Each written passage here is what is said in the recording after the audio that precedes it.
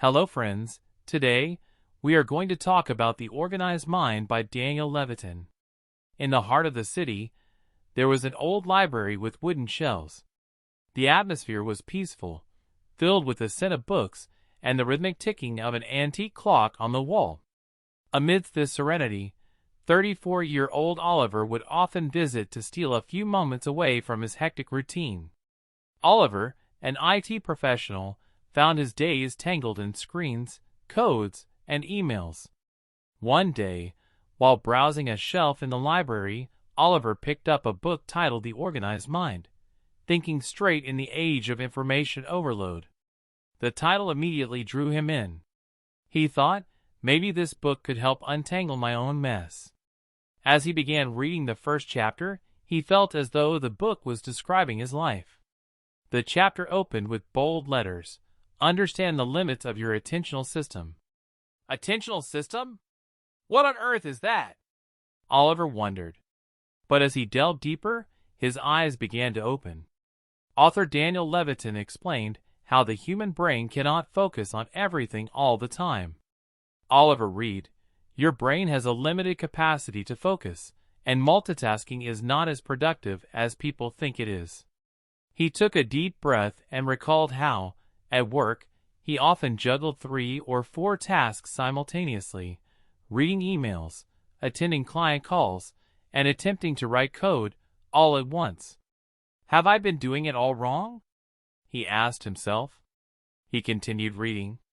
The book explained that every time the brain switches from one task to another, there is a cognitive cost. This meant that when Oliver switched from coding to answering emails, his brain lost energy and time during the transition. He remembered how many mistakes he'd made while working on a project last week, believing he was being efficient. In reality, he was just dividing his attention. Oliver closed the book, leaned back in his chair, and closed his eyes. The library's peaceful ambience prompted reflection. He thought, is my entire life being ruined by information overload? He recalled his college days when life was simpler. Back then, he only had to focus on one thing at a time, whether it was studying, playing cricket, or chatting with friends. Now, life had become so tangled that he couldn't focus on a single task without distractions. He reopened the book. The author suggested a practical solution: batch similar tasks together to minimize the cost of task switching. Oliver thought, maybe I should try this. He planned to check emails only twice a day and focus solely on coding during the rest of his work hours. Glancing at the clock, he realized it was time for the library to close. Instead of placing the book back on the shelf, he decided to borrow it. He felt that not finishing the book would leave something incomplete. At home, he reopened the book. It emphasized that the human brain works better with organized systems. Inspired, he gathered the scattered papers, pens, and old notes on his desk into one place. He also reorganized all the folders on his computer. The next day at work, Oliver implemented his new plan. He checked emails first thing in the morning and then focused entirely on coding. To his surprise, he completed his tasks quickly and with fewer mistakes. The day felt more peaceful and productive than ever. Oliver realized that focusing on one task at a time not only improved his work, but also brought him joy. That evening, he opened the book again. Before diving into the next chapter, he reflected on his day. He realized the book wasn't just offering tips, it was transforming his life. He wondered, if just one chapter has changed my perspective this much, what will the whole book do? Smiling, he thought, this book might not just organize my mind but my entire life. Oliver felt tired when he returned home the next evening but carried a newfound hope within him. The first chapter of the book had made him think deeply. He realized that life doesn't just require hard work, but also the right way of thinking and working. As he sat down, he picked up the book again. Oliver picked up the book and opened the second chapter. Organize external environments to aid memory. He began reading softly. After a moment, he paused, a bit puzzled. External environment? What is this about? He wondered. But as he continued reading, things became clear. The author wrote that our brain has limited capacity. Trying to remember everything not only tires us, but is also unnecessary. Oliver recalled a morning from the previous week when he was late for work and had turned the entire house upside down looking for his keys. If you like our free summary, you can subscribe to our channel now. Let's get back to the summary. The voice in the summary brought him back. So, I'm doing exactly what this book advises against, he said to himself. The author had suggested creating systems for small things. For instance, items like keys and glasses should have a fixed place. This prevents our brain from wasting time repeatedly trying to remember the same things. Oliver read further. Writing down tasks and ideas rather than trying to remember them helps declutter the mind and enhances focus. That means I don't have to rely entirely on my memory, he asked himself. Closing the book, Oliver looked around his room. His desk was cluttered with piles of papers, scattered pens, and a phone charger lying around. He smiled. This book is right. My mind feels as messy as the space around me. Without delay, he started organizing his desk.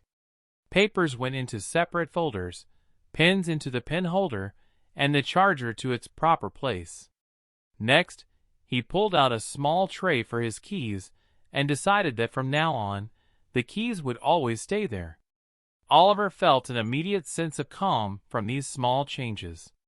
He resolved to reorganize his workspace at the office the next day. But the book wasn't just about putting things in place. The author had also explained how writing is an effective tool. Instead of storing everything in our mind, jotting things down reduces the burden on our memory. Oliver remembered how, during college, he used to make notes and keep a record of everything. But now, he had forgotten that habit. He picked up a notebook and listed all the tasks, big and small, that he needed to do the next day. This simple act made his mind feel lighter and more at ease. The next day at work, he did just that. He kept his desk tidy and created a to-do list on his computer. Within the first hour, he had replied to all his emails and started working on his coding project. He noticed his productivity had increased. On his way home, he thought, is all this really happening because of one book? It felt like he was making significant changes in his life. That night, he picked up the book again. The author shared another important point. Our memory is greatly influenced by our environment. If our surroundings are cluttered, our mind feels cluttered too. Oliver closed the book and surveyed his entire house. He realized it wasn't just his desk. His whole house needed reorganizing. He decided to plan a cleaning and organizing session over the weekend. The second chapter had impressed him as much as the first. He felt that if he implemented all the lessons from this book, he might not remain the same person he was today. His thinking and habits could completely transform. Oliver began to enjoy spending his nights with this book. It wasn't just a book for him anymore. It had become a guide. Oliver's daily routine started changing gradually. Earlier, his mornings would begin with reluctance and anxiety, but now, there was a newfound sense of calm and enthusiasm. Following the advice in The Organized Mind, he began to organize his things and simplify his life. But he knew the journey was far from over. That evening, after returning from work, he picked up the book again, as was his habit. The third chapter was titled Prioritize Tasks Effectively. It was like a bell rang in his mind. That's my biggest problem, he said to himself. I never know what to do first and what to do later. As he read, he learned that our daily energy and decision-making ability are limited. Every time we make a small or big decision, we use up mental energy. The author referred to this as decision fatigue. As the day progresses, Oliver's focus began to falter, and he immediately reflected on his day. Every morning, as soon as he reached the office, he would get entangled in small, trivial tasks, deciding which email to reply to first, which task to prioritize, or even what to eat for lunch. In this web of minor decisions, his major and important work often got pushed to the background. The author had suggested starting each day with the most important task. This reminded Oliver of a story in which a professor demonstrated filling a jar with rocks, pebbles, and sand. If you fill the jar with sand and pebbles first, there's no room left for the big rocks. However, if you put the big rocks in first, everything else fits around them. Oliver realized he needed to choose his big rocks at the start of the day. He carefully read the advice in the book. The author wrote about categorizing tasks into 4 groups. 1. Important and urgent, tasks that need immediate attention. 2. Important but not time-sensitive, tasks that are significant but not immediate. 3. Not important but urgent, tasks that are trivial yet demand attention. 4. Not important and not urgent, tasks that can be ignored. Oliver took out his notebook and began organizing his tasks. The next morning, he tried out his new strategy. Upon reaching the office, he looked at his list and started with the most important and urgent task, a coding project that had been stuck for several days. Ignoring emails and other distractions, he focused on the project for 2 straight hours. After 2 hours, he felt refreshed. "This is really working," he told himself. He realized that by tackling the hardest and most essential task first, he felt more relaxed about the rest of the day. That evening, when he reviewed his progress, he saw how letting go of small, unnecessary decisions had opened up his mind for bigger and better tasks. Later that night, while reading the book, he grasped another vital concept. The author explained that to prevent the brain from constantly switching tasks, we must allocate our time and energy effectively. For instance, instead of checking emails every 10 minutes, we should set aside specific times during the day, like once or twice.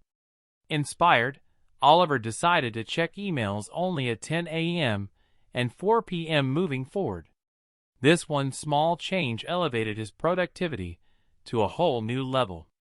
Gradually, Oliver's life fell into a pattern. Each day began with the most important task, followed by other priorities. This shift not only improved his work, but also restored his mental peace. He realized that improving life doesn't mean doing everything. It's about focusing energy on what truly matters. Prioritizing tasks wasn't just a technique for work, it became a way of life. Oliver felt convinced that the book was written to transform his life. Smiling, he closed the book and thought, "There are still more lessons to learn. Let's see what comes next." Excitedly, he continued integrating each chapter into his life. The first 3 chapters had already taught him that every moment of life could be improved with thoughtful planning. The book wasn't just changing how Oliver worked, it was transforming how he thought and how he related to himself. That night, he opened the 4th chapter titled, "The Power of Lists." The title itself intrigued him. Lists. I used to make them back in school. When did I stop doing this? He wondered. As he began reading, one statement caught his attention. Creating lists reduces anxiety. The line struck a chord. He instantly recalled how, every night before bed, he would stress over the tasks for the next day. Did I remember everything? What if I forget something? These thoughts often disrupted his sleep. The author explained that when we put our thoughts on paper, our mind feels lighter. Lists work like roadmaps, reducing mental burden and offering clarity. Oliver realized that making lists wasn't just a productivity tool, it was a way to achieve peace of mind. Without wasting time, he grabbed his notebook and created a new list. 1. Important office tasks for the next day. 2. Tasks that had been pending for too long.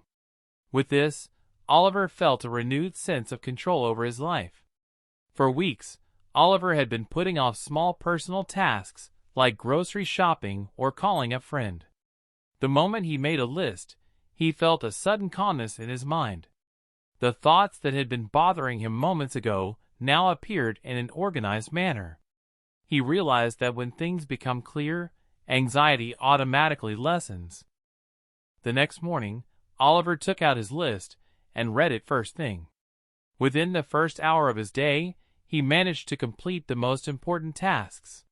He noticed that the lists were helping direct his thoughts in the right way. Whenever his focus wavered, he returned to the list and checked what he needed to do next. That evening, while returning home on the bus, he glanced at his list and realized he had completed almost everything.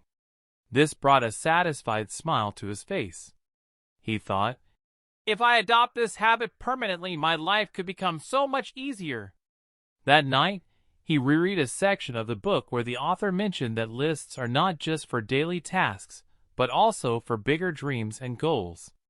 Inspired, Oliver decided to create a list of his life's bigger aspirations. He opened his notebook and began writing. 1. Get a promotion in my career within the next year. 2. Develop a habit of reading one new book every month. 3. Take my parents on an overseas trip. 4. Focus on personal health and start going to the gym. When he finished the list, his dreams suddenly felt more tangible. He felt it wasn't so difficult to achieve them because he had turned them into words. His friend Noah smiled and said, "Just make a list and see how it changes your entire day." Laughing, Oliver replied, "All right, I'll follow your advice." Oliver realized he wasn't just changing his life, but also inspiring others. That night, he glanced at the next chapter of the book. He knew the next lesson would improve his life even further.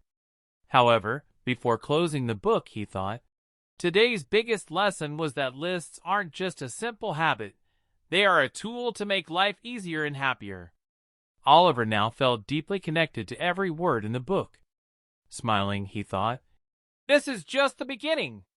He eagerly looked forward to incorporating every new chapter into his life. The book The Organized Mind was not only helping him become better, but also changing the way he thought.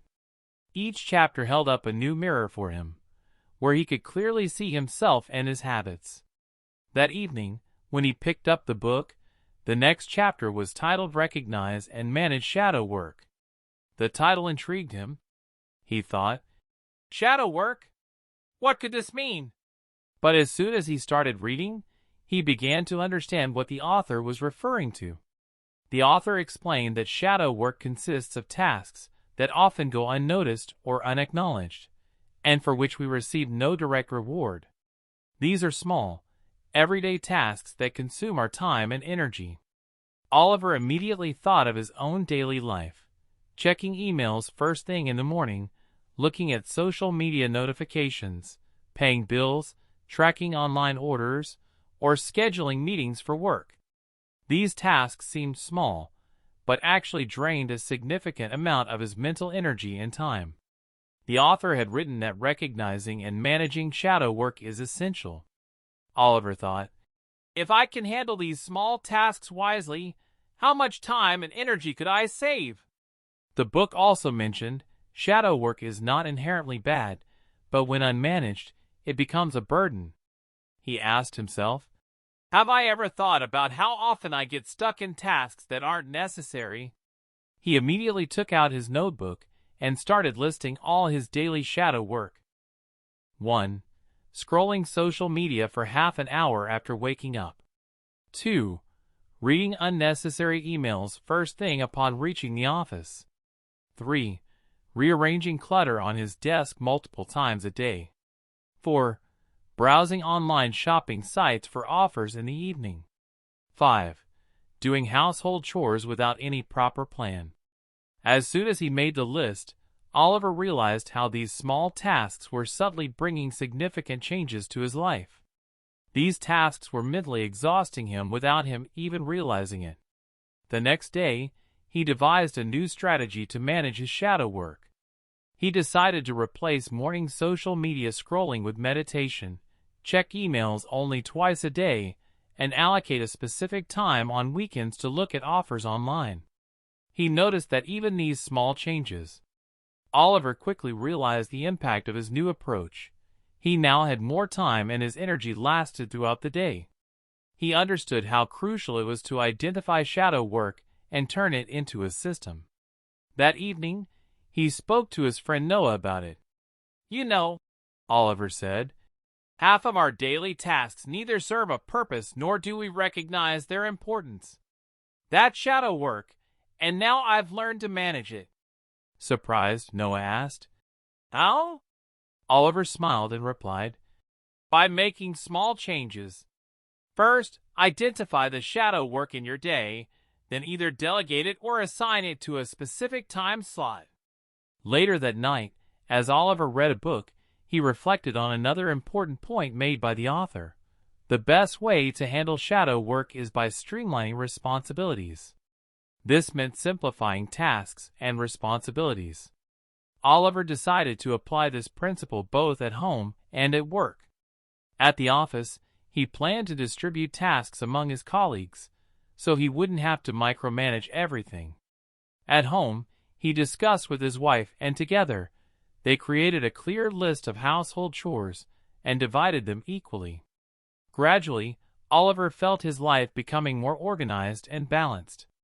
By identifying and effectively managing shadow work, he learned to conserve his time and mental energy. "If I keep applying every lesson from this book to my life," Oliver thought, "I'll truly become the person I've always wanted to be." Closing the book, he smiled and mused, "There's still so much more to learn. Let's see what new insights await." The book, The Organized Mind, had now become a guide for Oliver.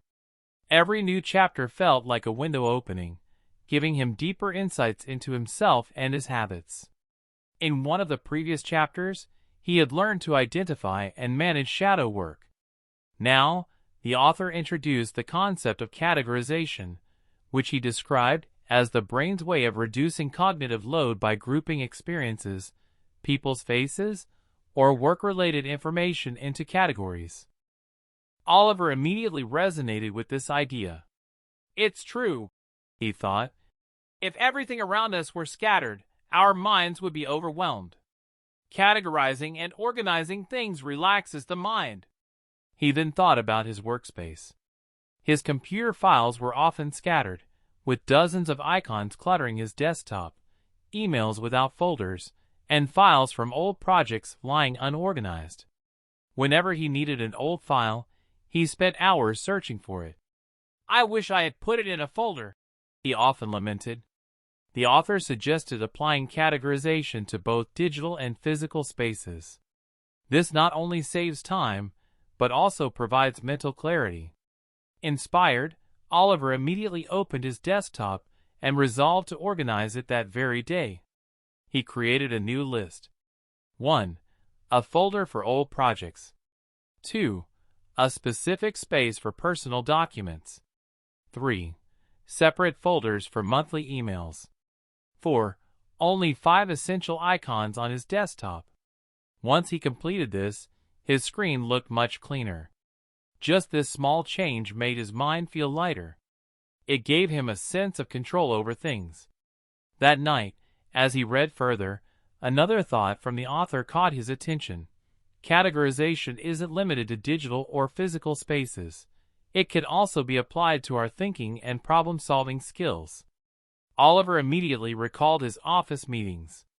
Whenever a major problem arose, the team would discuss scattered ideas, leaving everyone confused about where to start. "If we categorized our ideas, maybe things would be easier," he thought. The next day at work, Oliver put this idea into practice during a meeting. He asked everyone to group their ideas into 4 categories. 1. Small problems that could be solved immediately. 2. Tasks that required long-term planning.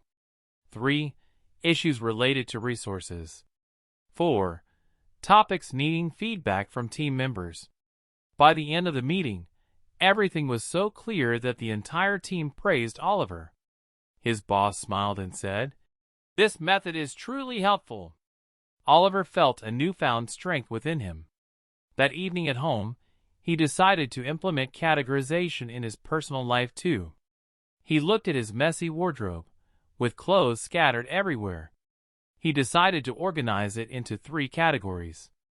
Oliver sorted his wardrobe into categories: office wear, casual wear, and party wear. Once the wardrobe was organized, he realized how much easier it was to find clothes now. Smiling to himself, Oliver thought, "Categorizing is not just about organizing things, it's also a way to lighten the mind." He revisited the part of the book where the author had written, "Effective categorization helps us find information more quickly and reduces decision fatigue." Oliver reflected, "This lesson has become a crucial part of my life." With a smile, he told himself, "There's still so much more to learn. Let's see what the rest of the book teaches." The next day, on his way to work, Oliver told his colleague, Noah, "You know, categorizing things not only makes work easier, but also clears our thinking. You should try it." Noah replied, "All right, I'll start today itself." Oliver now enjoyed reading a chapter from the book every day and applying its lessons to his life. He realized that every small habit, when adopted correctly, could significantly improve life. "This is just the beginning," he thought. "There's so much more to learn." Oliver eagerly looked forward to every new chapter in the book. Each lesson added something to his life that not only made him a better person, but also eased his daily struggles. That night, when he opened the book, the next chapter was titled, "Use of Designated Places." Seeing the title, Oliver smiled, recalling the many times he had frantically searched the entire house for his keys or phone.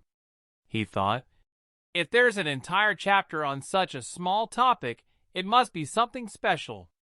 As he began reading, the author's words immediately grabbed his attention. "The rule of designated places not only saves time, but also reduces mental clutter." Oliver thought, "It's true. I waste so much time every day searching for my things. If everything had a designated place, life would be so much simpler." He remembered his morning routine. Every day before leaving for work, he would stressfully search for his keys, wallet, and phone charger. Sometimes, the delay would frustrate him so much that it ruined his mood before even stepping out of the house. He decided, "If I had a fixed place for these things, this hassle could have been avoided." The author explained how designated places save us from unnecessary stress and prevent our minds from being overwhelmed. Determined to implement this idea, Oliver looked around his room and decided to take concrete steps. 1. He placed a small table near the door and decided to always keep his keys there. 2. For his wallet and watch, he designated a corner of his bedside table. 3. For his phone charger, he installed a small tray near a socket. 4. He allocated a separate shelf for his shoes. That night, he organized everything and eagerly awaited the next morning. The following day, as he prepared for work, he found everything in its place: keys, wallet, phone, all ready and waiting for him. He realized that the usual morning chaos, which often disrupted the start of his day, was now gone. Thinking to himself, he said, "This really works." At work, he shared his new rule with Noah, who laughed and said, "That's such a simple idea, but I never thought of it." Oliver replied, "It's the simple things that often have the biggest impact. You should try it today." On his way home that evening, Oliver pondered, "If this rule can have such a big impact on small things, how can it be applied to bigger aspects of life?" He thought about his office, where files and documents were often scattered. He decided to implement this rule there as well. The next day at work, he organized his desk. He designated specific places for everything: a stand for pens and stationery, a folder for important documents, a small box near his computer screen for sticky notes, a drawer for files from old projects. In just an hour, His desk was so organized that he no longer struggled to find anything. He felt that this change not only increased his productivity, but also brought him a sense of mental peace. That evening, at home, Oliver reflected on where else this rule could be applied in his personal life. He remembered how often his wardrobe was a mess, and how much time he wasted searching for clothes. He decided to organize his wardrobe. He categorized his clothes and assigned a specific section for each category. When the wardrobe was neatly arranged, he realized how effortless it had become to find things now. Now even finding clothes has become so easy. Oliver realized one more thing. The less time we waste, the more we can focus on bigger things. Oliver felt that the rule of designated places is not just about saving time, but also a way to stay focused. At night, he reread the part of the book where the author said, "Having a consistent place for important objects not only saves time, but also reduces frustration."